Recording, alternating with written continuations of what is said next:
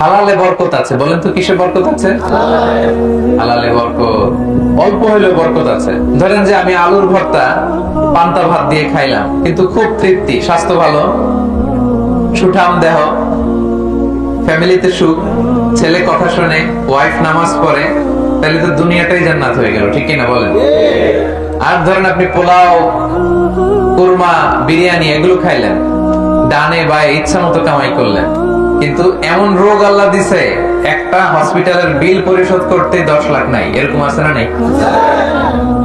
তার মানে হালালে বরকত। প্রিয় ভাইরা আমার, সুঙ্গাইবুলের ভাইরা, এই জীবনটা একেবারে ক্ষণিকের।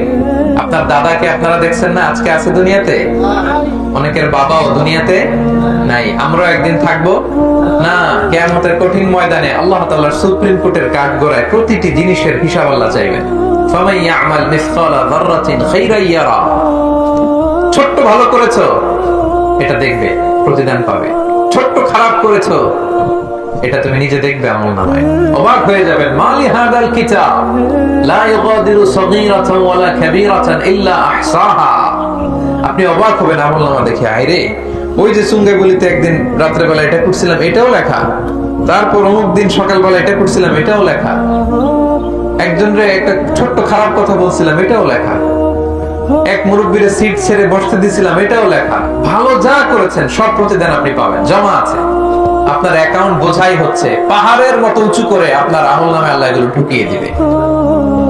এজন্য আমাদের হতাশ হওয়ার, নিরাশ হওয়ার কোনো কারণ নাই। ছোট্ট ভালো করলেও সেটার প্রতিদান আমাদেরকে দিবেন কে? ছোট্ট খারাপ করলেও প্রতিদান দিবেন কে? আল্লাহ তাআলা বরকত দেয়ার মালিক। বরকত আপনি চোখে দেখবেন না, আপনি ফিল করবেন। আপনি সুস্থ থাকবেন, আপনার জীবনে, আপনার পরিবারে, আপনার লাইফে বারাকা হবে।